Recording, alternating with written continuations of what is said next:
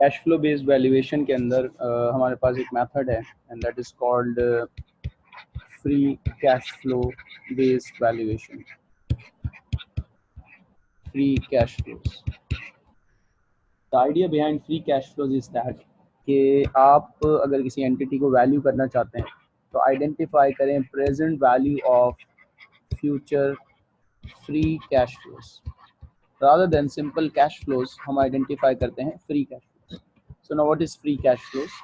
So free cash flows are those cash flows which are after deducting all the payments needed plus जो regular आपकी investment requirement होती है उसको भी deduct करने के बाद वो पैसा जो इजीली डिस्ट्रीब्यूट किया जा सकता है शेयर होल्डर्स के दरमियान, फ्रीली डिस्ट्रीब्यूट किया जा सकता है, उसको हम कहते हैं free cash flows. So according to the definition, so definition free cash flow की ये बनेगी.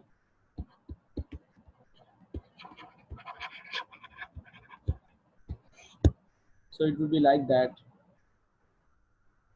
cash flow from operations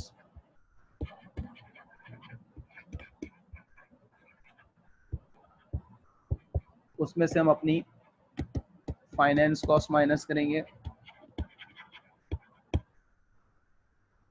यानी कि इंटरेस्ट कॉस्ट माइनस करेंगे, टैक्स माइनस करेंगे जो भी हमारी पेमेंट्स हैं, प्रेफरेंस डिविडेंड माइनस करेंगे,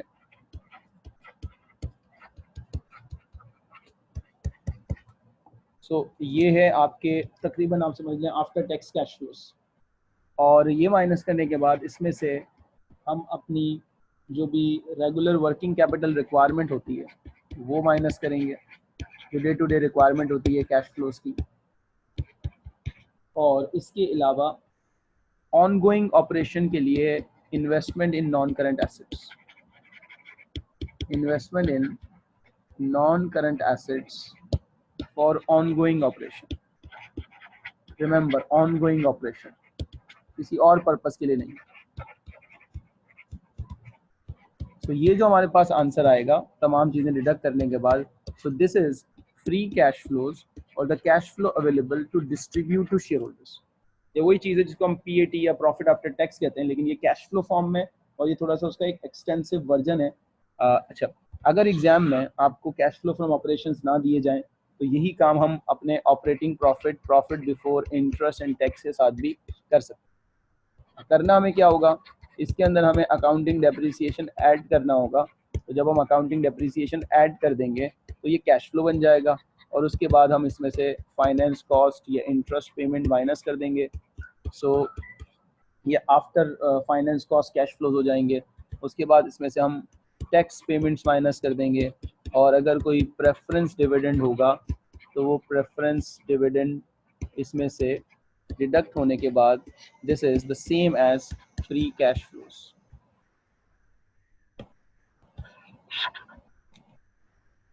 इन्वेस्टमेंट रिक्वायरमेंट भी माइनस होगी, so working capital requirement minus हो जाएगी और investment in non current asset, ये दो चीज़ें माइनस होंगी तो ये सेम फिगर आपके पास फ्री कैश फ्लो की आ जाएगी.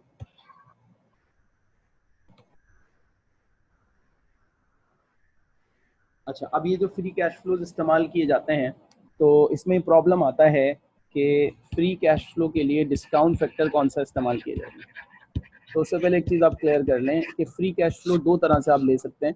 एक होता है free cash flow for the firm, यानी कि एंटिटी के लिए फ्री कैश फ्लो, और एक होता है free cash flow for equity holder, यानी कि शेयर होल्डर्स के लिए फ्री कैश फ्लो. तो इसमें फ़र्क क्या है, जब हम free cash flow for firm लेते हैं तो हम एक एंटिटी की वैल्यू ड्राइव करने की कोशिश कर रहे होते हैं, और जब हम free cash flow for the equity holder लेते हैं तो हम उसमें इक्विटी की वैल्यू ड्राइव करने की कोशिश करते हैं. एंटिटी की वैल्यू और इक्विटी की वैल्यू में जो डिफरेंस होता है वो होता है मार्केट वैल्यू ऑफ डेट का.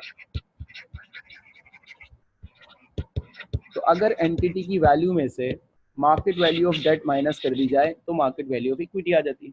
क्योंकि एंटिटी की value comprises of market value of its debt, जो उसे डेट होल्डर को देना है, और market value of its equity. So in exam जब हमें free cash flow for firm निकालना होगा, that is called FCFF, and free cash flow for equity निकालना होगा, that is called FCFE। So for FCFF जब हम इसकी डिस्काउंटिंग करेंगे तो उसके लिए हम डिस्काउंट रेट इस्तेमाल करेंगे weighted average cost of capital. लेकिन जब हम शेयर होल्डर्स की वैल्यू निकालने जाएंगे FCFE, तो फिर हमें डिस्काउंट फैक्टर जो इस्तेमाल करना पड़ेगा वो required rate of return share holder का होगा, that is called cost of equity. तो एक तो चीज़ ये है कि आपको फ्री कैश फ्लो कैलकुलेट करना आना चाहिए, और दूसरी ये है कि आपको अप्रोप्रिएट डिस्काउंट रेट इस्तेमाल करना है अगर आपको कॉस्ट ऑफ इक्विटी कैलकुलेट करनी है तो। Now let's discuss an example. Assuming profit before interest and tax is given 45 million, and this profit was the profit was derived after deducting a value of depreciation of 5 million, जिसमें से minus होकर आया। इस साल हमने profit and loss account में से interest minus किया, इंटरेस्ट से 2 मिलियन, और जो टैक्स की फिगर बन रही है, टैक्स लायबिलिटी की जो टैक्सेशन हमें देना है, ये दे चुके हैं 9 million.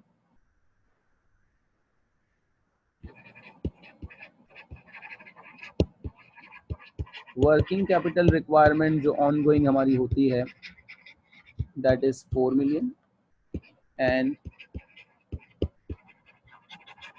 Investment in non current asset for ongoing operation is 5 million. Calculate free cash flow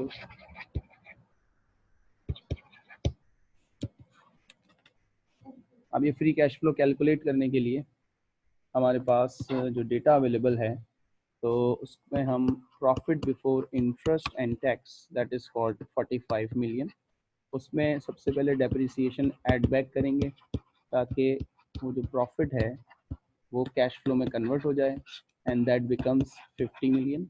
फिर उसके बाद उसमें से इंटरेस्ट माइनस कर दिया जाएगा, interest is 2 million, and tax is also 9 million, so this becomes 39 million।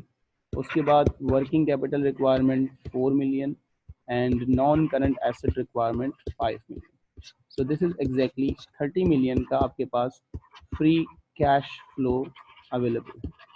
और क्योंकि इसमें से हम सब कुछ माइनस कर चुके हैं, तो इसको हम कह सकते हैं FCFE। Now let's discuss a question. So in this question, operating profit is 240, depreciation and amortization 60, finance cost paid and due 20, capital expenditure for sustainable operation 75, tax paid 45, repayment of loan 55, equity dividend paid 25। तो एक बात तो जहन में रहे कि equity dividend हम कभी भी नहीं लेंगे, चाहे वो FCFF हो या FCFE हो। अच्छा, रीपेमेंट ऑफ लोन हम उस वक्त लेंगे जब हम FCFE निकाल रहे होंगे। जब हम FCFF निकाल रहे होंगे तो रीपेमेंट ऑफ लोन भी कंसिडर नहीं करेंगे।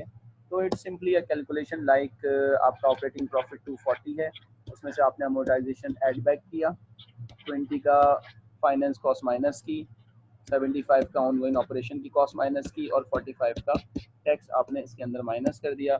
सो resulting answer is it would be like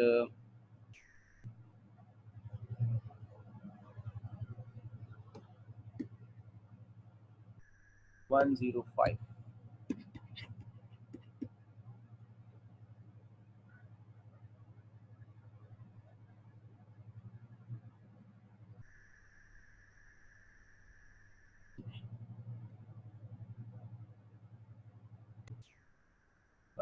क्योंकि हम FCFE निकाल रहे हैं तो हमें 55 भी माइनस करना पड़ेगा।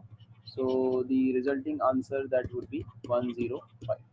अगर हम FCFF निकाल रहे होते इसी एग्जांपल के अंदर, तो FCFF निकालते वक्त हम 240 लेते, डेप्रिसिएशन ऐड करते, 20 की जो फाइनेंस कॉस्ट है वो FCFF अगर निकाल रहे हैं तो वो भी माइनस नहीं होती, और सस्टेनेबल ऑपरेशन माइनस हो जाता और आपका टैक्स पेमेंट माइनस हो जाती, रीपेमेंट ऑफ लोन माइनस नहीं होता और जो भी आंसर आता वो अल्टीमेटली हमारा free cash flow for the firm होता।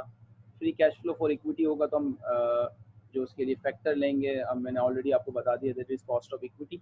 और अगर free cash flow for firm होगा तो उसके लिए फैक्टर होगा W